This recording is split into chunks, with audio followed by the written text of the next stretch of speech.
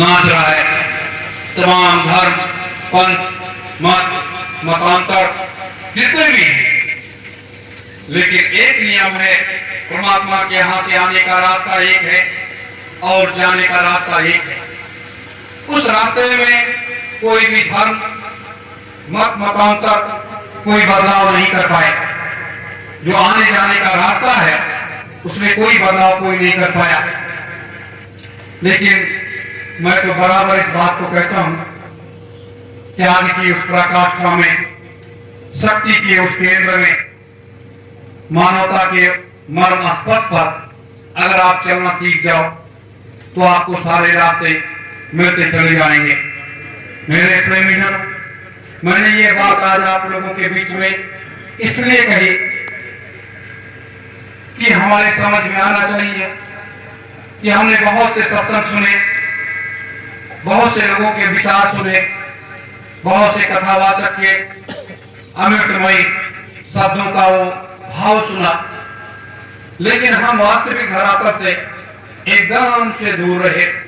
हमारे पूर्वज राम जी हुए, कृष्ण जी हुए, बुद्ध जी हुए, कबीर साहब हुए, नानक साहब हुए, पलटू साहब हुए, हजारों लाखों लाखों संत महात्मा, ऋषि मुनि, यति जति समय समय के हिसाब से इस पृथ्वी पर आए और उन्होंने अपने कार्य को पूरा किया और यहाँ से चले गए। लेकिन हम आप आए इस मृतलोक में, कब आए, क्यों आए? इस मृतलोक में इसलिए आए कि ये माया रूपी संसार में जो तमाम बुराइयां रह गई थी, तमाम कचरा रह गया था, उन कचरे को साफ करने के लिए आए। सुबह जो मैंने बात कही कि सतयुग और संतयुग की स्थापना करने के लिए आए। सतयुग और संतयुग की स्थापना का वो सतत मार्ग है, वो ऐसा मार्ग है जैसे सत्यलोक में सारी व्यवस्था स्थापित है, वैसी व्यवस्था यहाँ भी इस मृतलोक के धरातल पर भी स्थापित हो जाए। तो कहना ही क्या है? इसीलिए कहा गया कि सतयुग और संतयुग का आगमन इस मृतलोक में जरूर होगा। और जब सतयुग और संतयुग का आगमन होगा तो पाप नाम का एक अंश भी पाप इस मृतलोक में नहीं रह जाएगा। पुण्य ही पुण्य आपको चारों तरफ दिखाई देगा, और जब चारों तरफ पुण्य पुण्य हो जाएगा तब ये स्वर्गमय स्थिति बन जाएगी, स्वर्गमय स्थिति बन जाएगी। मेरे प्रेमीजनों, हमारी आपकी आयु बढ़ जाएगी। जो लोग सतयुग में प्रवेश कर जाएंगे वो लोग 3000 वर्षों तक रहेंगे, और 3000 वर्ष पूरा करने के बाद उनको जाना होगा। और जो लोग संत युग में प्रवेश कर जाएंगे वो 3 लाख वर्षों तक इस पृथ्वी के ऊपर बने रहेंगे। अकाल मृत्यु किसी की होगी नहीं। श्वासों की पूंजी 3 लाख वर्ष के लिए सुरक्षित रहेगी और उसमें किसी प्रकार का कोई भेद नहीं होगा। यहाँ मृतलोक के धरातल पर जातिवाद, धर्मवाद, भाषावाद, क्षेत्रवाद, अलगाववाद, अगड़ा पिछड़ा, गरीब अमीर का जो भेद है वो सब समाप्त हो जाएगा। अब आप कहेंगे समाप्त कैसे हो जाएगा? समभाव की स्थिति यदि आ गई तो लोग एक साथ चल नहीं पाएंगे।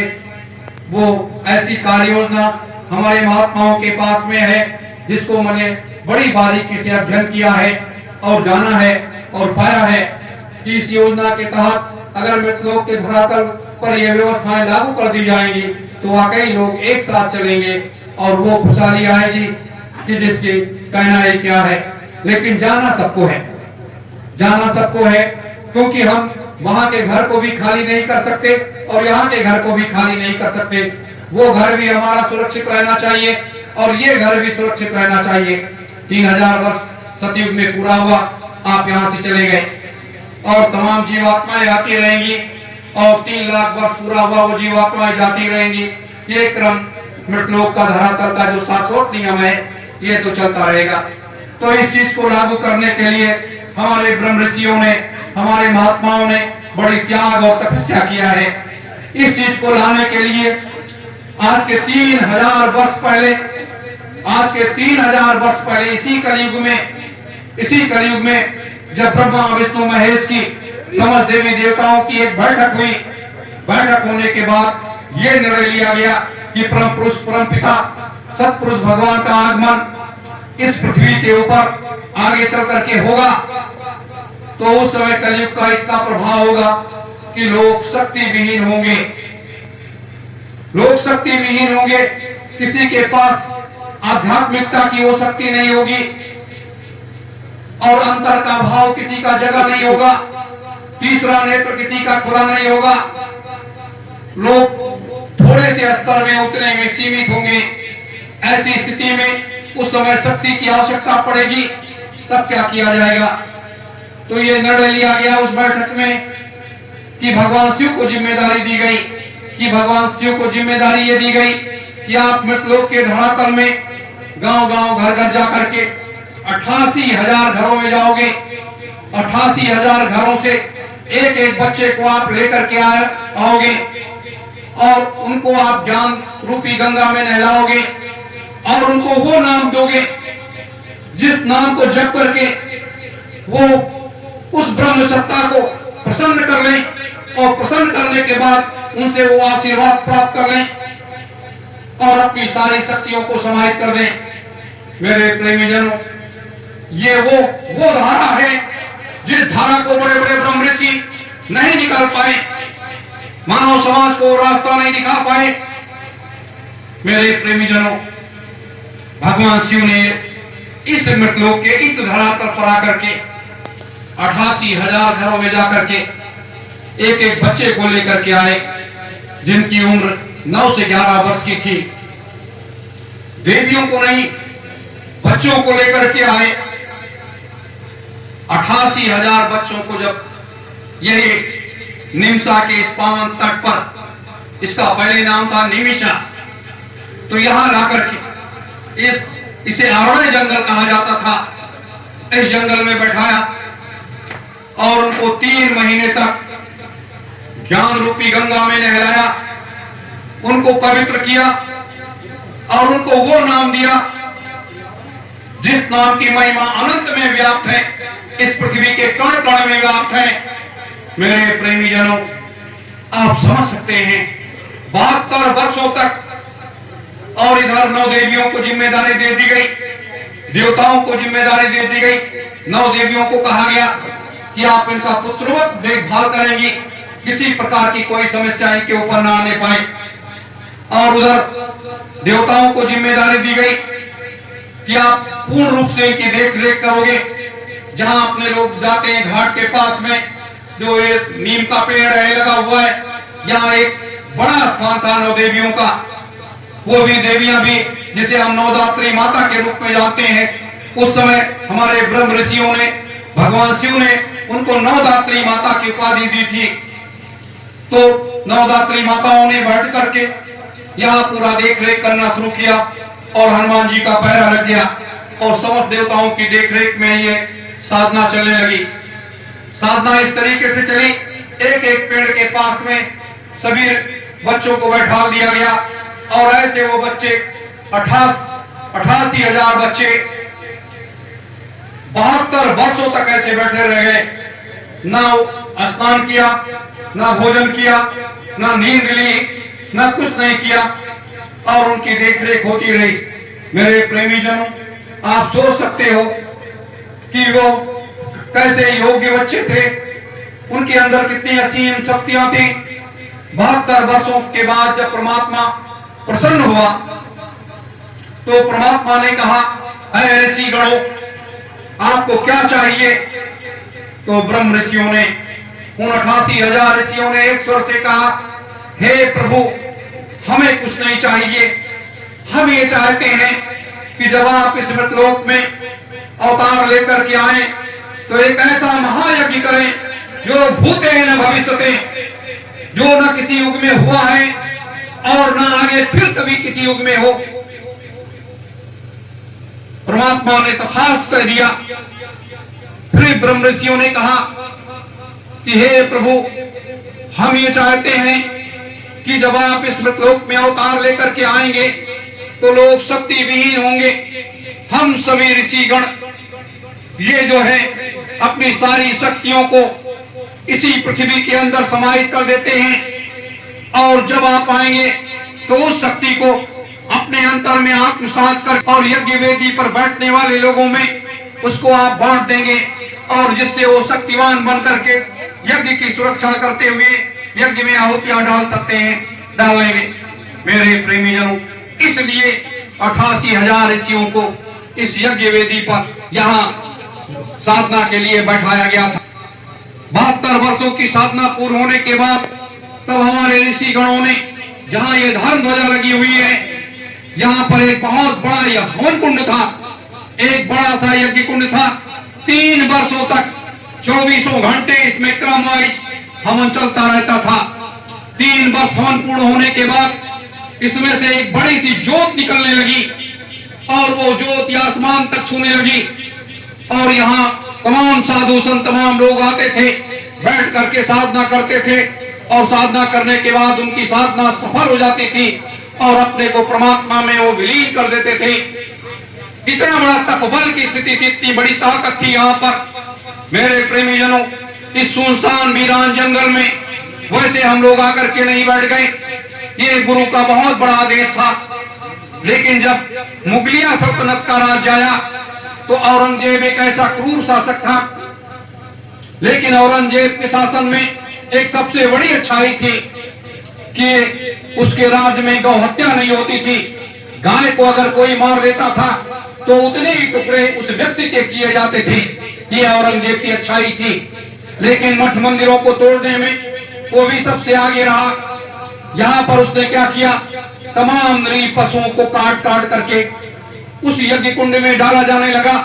लेकिन वो यज्ञ कुंड न बुझा, उसमें भी ज्योति वैसे जलती रही। मेरे प्रेमी जनों, साल भर जब बीत गया और जब वो बुझा न पाया, तब उसके बाद उसमें जो है फिर काशी के विद्वान पंडितों से उसने संपर्क साधा और ये पूछा कि ये ज्योत कैसे बुझेगी, हमें इसको बुझाना है। उन लोगों ने ये बता दिया कि अगर हजारों देवियों को उनके शरीर में एक भी वस्त्र नहीं होगा, उनको आप वहां खड़ा कर दोगे तो वो ज्योति बुझ जाएगी। और ऐसा औरंगजेब ने किया और वो ज्योति बुझ गई। और जब ये ज्योति बुझ गई, इसके जितने भी निशान थे उसको साफ समाप्त किए गए, बड़े बड़े पेड़ काटे गए, बड़े बड़े मंदिर गिराए गए, सारी चीजें खत्म कर दी गई। इस तरीके से यह यहाँ पर यह अत्याचार हुआ।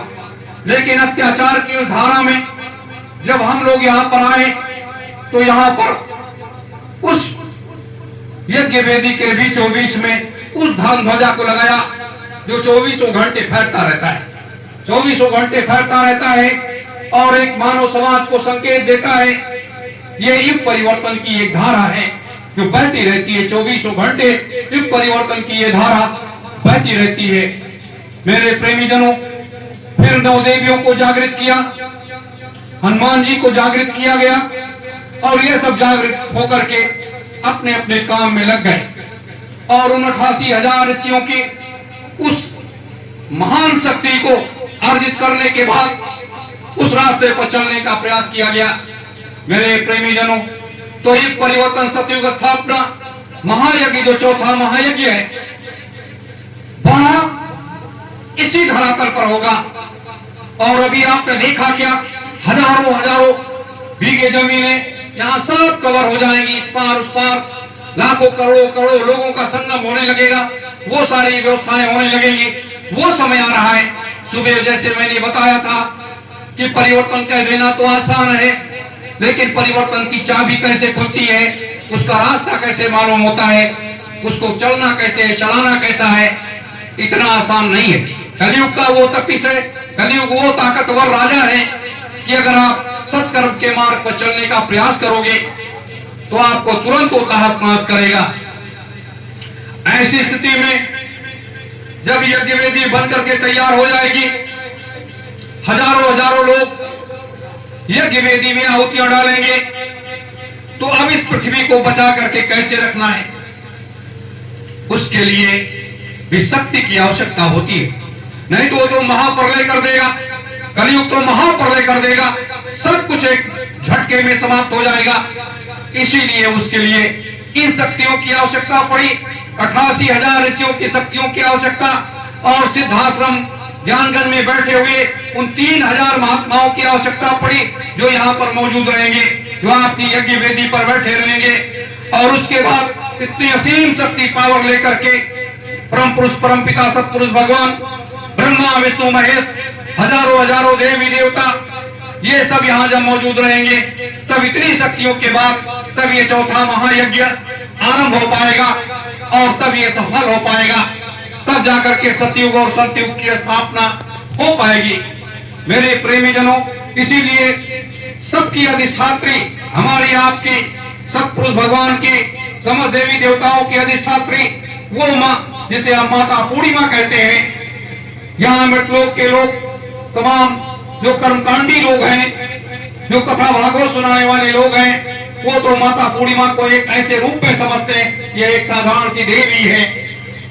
लेकिन इस मृतलोक का धरातल यही कहता है, सतयुग त्रेता द्वापर कलयुग में जब जब आवश्यकता पड़ी, जब तक लोगों ने माता पूर्णिमा को प्रसन्न नहीं कर लिया, तब तक उस चीज को विजय श्री नहीं पा पाए।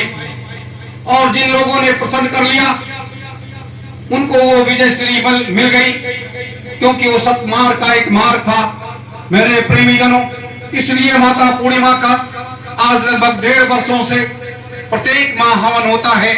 यज्ञ में हम आहुतियां डालते हैं, मंत्रों का उच्चारण करते हैं, लोगों को शुद्ध और सात्विक बनाते हैं और माया रूपी इस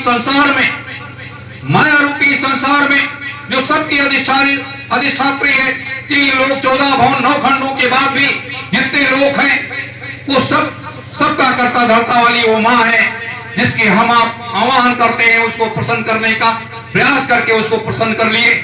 उसको प्रसन्न करने के बाद तब ये प्रसाद बांटने की बात किया हमने। वो प्रसाद क्या है कि एक ऐसा सुरक्षा कवच कि हम भी सुरक्षित रहें और हमारा परिवार भी सुरक्षित रहे। वो सुरक्षा कवच की वो व्यवस्था हम लोगों ने तैयार किया। हमने दीदी माँ लोगों ने, मेरे प्रेमी जनों, वो सुरक्षा कवच जब आपको मिल जाएगा, इसीलिए आप लोगों की पूर्ण संख्या को देखते हुए कि हजारों लोग बैठ करके यज्ञ में जिस दिन आहुतियां डालने लगेंगे, उसके बाद वो सारी चीजें लेकर के मैं सिद्धाश्रम जाऊंगा। सिद्धाश्रम में जाकर के पूज्य गुरुदेव के सामने उसे रखना और 3000 महात्माओं से परामर्श लेना कि अब आगे की सारी रणनीति, सारी कार्य योजना, सारी व्यवस्था हमारी क्या होगी। और उस योजना के तहत 20 अक्टूबर से वो प्रसाद बंटना शुरू होगा और 23 अक्टूबर तक वो बांट दिया जाएगा। जितने लोगों के नाम लिखे गए हैं उस प्रसाद को, सुरक्षा कवच को प्राप्त करने के लिए जिस समय मंत्रों का उच्चारण होगा, आहुतियां नहीं पड़ेंगी, आप धर्म ध्वजा पर बैठेंगे, आप लोग बैठेंगे और वो मंत्रों का उच्चारण करते करते करते करते वो सारी चीजें उस मसाले को तैयार करेंगे और तैयार करके वो आपको गले में डालते चलेंगे, आपको देते चलेंगे और आपके परिवार की सारी व्यवस्था